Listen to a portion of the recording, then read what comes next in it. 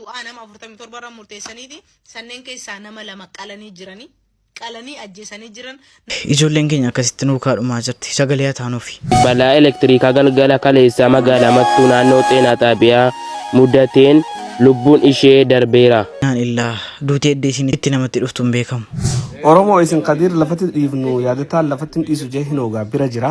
Obbo Yaadataa Junaid Kadir martuu bira qaqqabeera. Namoota lameen as gubbaatti agartan kana guyyaa har'a magaalaa Dirree Dhawaatti murtoo du'aa itti murteessee jira. Haadhaaf abbaa biddeena ta'anii mucaa bareedduu kan ukkaamsanii ajjeesanii.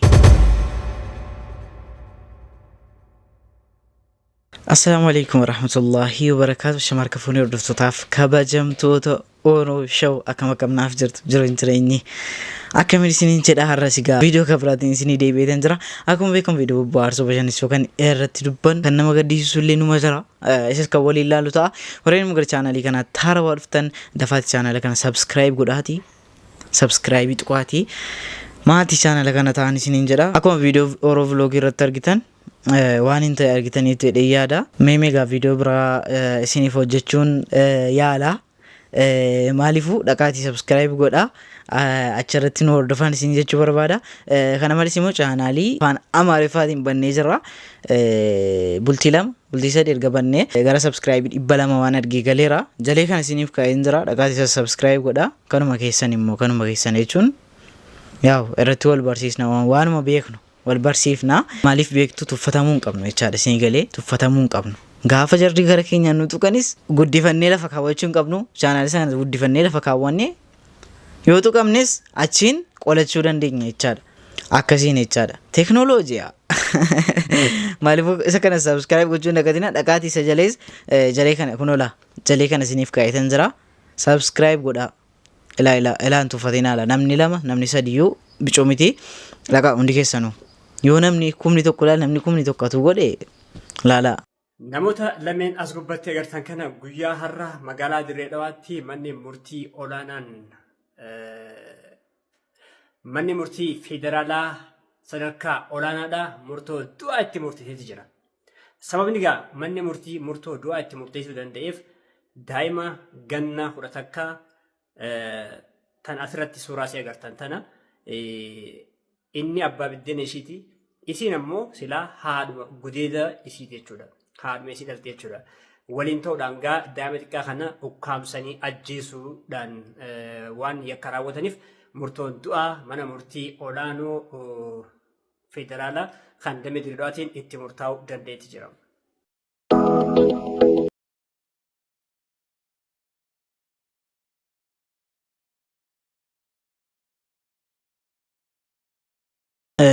Hedduu tokko waan nama gaddisiisudha yeroo akkamii rakka keenya ilaalaa laa mucattiin kana fakkaatti. Nagaatti akkan hin deebinitti deemeera yaatiru nan eegin barataa koo anoo dhufaan jiru sin barsiisa jedheen yaadee manaa ba'e karaatti nafe gaa akka carraa ta'e. Mucaa kana fakkaatu akkasitti maal kana amma guddisuu dadhaban koo ormatti alatti kennuu danda'u. Nama tokkotti kennuu danda'u. Wayyoo namni viidiyoo haadha san hoggaa ishiin akkasitti mucatti dhaammatu laale lamatti fayyaan qaban dhugaan isin hin dhaggeeffadhu garaa kana nama booressan jarri sun wallaahi lazii mucaan isa hedduu takka namni keenya gariin as gubbaa dhufee mee laale ati yoo boru du'uuf deemtaa dhabbaa kee dubbisu jirta borummoo buuti ta'e farramanii waraqaa sitta kannan maal dhaammatta maal itti haasofta. Inna lillahi wa inna ilaihi raji'un yaa soo sanu kun dhaggeeffadhe utuu kabiraa gartee ijoolleen sun sanuu taateen isaan irratti raawwatamaa jiru manni hidhaan isaan keessatti hidhamanii fi bakkiteen isaan itti seeffidhaan mormi isaanii irraa darbu fuula isaanii dura achumatti fuula irraa darbanii huccuu itti fidanii irra salaataa jiranii isinis karaan keessan kanuma godhina haganaa alu namni ilmi namaa wal godhu ni jirti rabbii sinuma sodaadhaati laa ilaaha illallah muhammad rasul wallaahi sagalee biraa osoo dhageessanii Oromoo. Ay ilma nama. Ha? Addunyaan tun cubbuudha wallaahi addunyaan tun. Subhanallah. Du'aa nama 47 irra murteessaniiti sanneen keessaa nama lama qalanii jiranii qalanii ajjeesanii jiran nama 45tu jira. Ijoolleen tun mana hidhaa keessaa barreeffama maqaa isaanii ganda isaanii naannawa kam akka ta'e hunda isaanii naa erganii jiranii. tokko tokkoon maqaa yaamee isin dhageessisuun hin danda'a. Namoonni ijoolleen tun hanga akaakiyyee hundatti haa maqaan as keessa jiru yoo wal beeytan tarii namoonni isin beeytan yoo jiraatan namni tokko abbaa wal fakkaachuu danda'a garuu akaakiyyee waliin fakkaatu dhaggeeffattanii sagalee akka taatanii basumaan jaalalaaf kabajaan isin gaafadha. Kanneen keessaa ijoolleen Jimmaa nama 6, Harargeen Bahaa nama 9, Harargeen Lixaa nama 7, Arsiin Lixaa nama 7, Arsiin Bahaa nama 6, Baalee nama 5. Okay, dhimmichi dhimma tattamaati jaanii sagalee nutaa yaa ilmaan Oromoodha jechaa jiran sagaleen isaan jaanis waan biraatii miti nuti ilmaan qabna jireenya keenya jijjiiruuf biyyaa baane sagaleen isin nutaatan murtee du'aa osoo hin taane haanu hidhatti haanu jijjiiramu mootummatti nu iyyaadha yaanni isaanii. Kanaaf namoonni isin beeytan tarii as keessa jiraachuu danda'a yaa Oromootiya sagalee walii haa taanu dhimma kana facaasati hundi keessan akka dandeessanii fi haala dandeessan haala sagalee paawara walirra qabdaniin ijoollee tanaa sagalee taa jechuun barbaada. Namoonni tarii maqaa beeytan gandaa wajjin beeytan dhaggeeffadhaati akka addaan baafattanii gandatti himus dandeessan ijoollee tanaaf du'aa'ii maatiin isaanii akka godhan akkasuma waan mootummaan godhuu danda'u iyyatanii waan barbaachisaa taanan hiriirallee maan baan hiriira nagayaa bahuun egaa akkuma argitan garaan nama gubataa ijoollee keenyaaf bakka jirtanitti akkasitti du'aayatu kadhattanii gaariidha. Biyyaayis rakkatanii bahanii sitti dhaqanii akkas rakkina argaaroo jechaadha. Hedduu tokko garaa nama nyaatu jechaadha. Bakka jirtanitti du'aayiidhaan hin irraanfatinaa nuti samma dandeenyeen sagalee taanaaf jechaadha. Oromoo isin Qadir lafatti dhiifnu yaadataan lafatti dhiisu jee hin ogaa bira jira. Dhaqee wallaahi laziim qaalacha kun jabaa wallaahi laziim. Ante waan ajaa'ibaatiin yaadataan laala Qadir martuu bira dhaqeet UK jira. Laalee akkatti nu Qadiris wayyaa fakkaata. والله وانا جايباتي ما شاء الله والله خطير ربي سيعافيه دوام سيقول بروخية وانت في دي قافي ربي فياتي ولت سيادابو كافو فوتو مو واي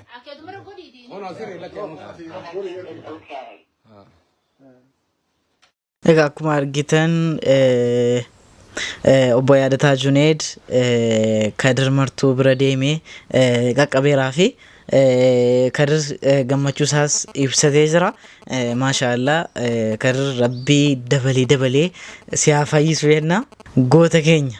Innaa lillahi wa innaa ilaihi raaji'uun. Mucaan kun Foozii jedhamti balaa elektiriikaa galgala kaleessaa magaalaa Mattuu naannoo Xeenaa Xaabiyaa mudateen lubbuun ishee darbeera. Barumsaaf manaa baatee akka eebbifamteen gaafa lubbuun darbitu namatti dhaga'ama. Rabbiin jannataan haa qananiisu.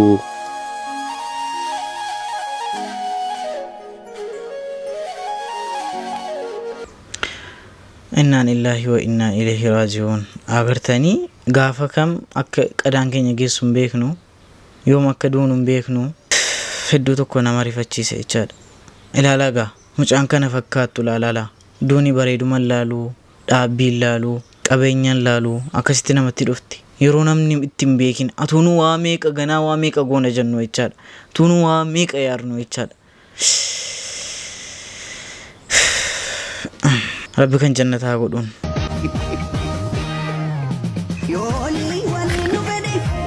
Waloltani dhiisi ajaawaa dhiisaa wallaahi dhiisi hin ta'u maal abbaasaa maali waloltaan siluma uffata walii hodhisiifachuu dura silaa waan hodhamu waan biraan ture ituu achiin hodhin maal eebbisa kana hodhiniiftan sila maal inni kun silaa boodarra bara wannoonni xumuramee kana lafa hodhamaawu maali waloltan immoo maa keessaan viidiyoo waraabdanii walitti argitanu maa mootiif tokkotti fidanii waraabuun kun maali barbaachisa jaalala badee والإفتني والبلوكتني بودي إسا أدراسة يرا بلوكي جلا والبازا إمبرباجي سودي إسا إبو ما لباز Ani mondira dibu kullaalu makee kuttaa yookaan ofitti baaftee kan biraa uffattee kutuudha malee maa inni wanta akkasii. Amma ajjeefamu sanaa dawwalee naannee barree tilkicha jalaan kaasuu tilkita duraaniitii miti jalaa kaasuu hin dandeenye. Maaliin qabamnee siin jedhame gaafa qabamanu yeroo dhageessu maaliin qabamne siin jedhani. Jechuun yoo dhugaa barbaadan bilaa dhaggeeffadhu wanti murtee du'aa fudhate kunni namni 47 sunni qabatamaan ciraadhumaa wajjin qabaman darree ciraadhumaa wajjin qabaman yoo dhugaa ta'ute. Hojiin qabamuu barreera dallaalatti kennee moo kan jaraati?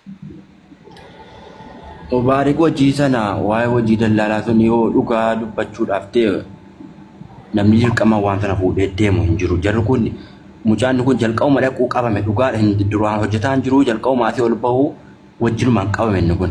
Inni mugaruun oskaa ture warra waggaa murtee du'aa fudhatan kun warra kiiloo 50 wajjin qabaman bakkatti gootuun jira. Warra 47. Ayyee. Warri dirqamaa wanti dirqamaa keessa hin jiru dhugaa bakka dhugaa dubbachuu namti dhugaa dubbachuu teekkasi. Obboleessa maal obboleessi koo silaa du'eera jettee warra kaayatu du'a marsitama maal nutu beekamu situ beeka. Mubee akkasii miti dubbiin akkasii miti akkan yaa'u kana miti. Maal taate obboleesso? Moo obboleessi koo du'eera aduma wallahi wallahi rabbi dan hadhaan bulchinaan sobeedaa jedhaan jiru. Dhugaa yoo dubbachuu ta'een sitti maara baran.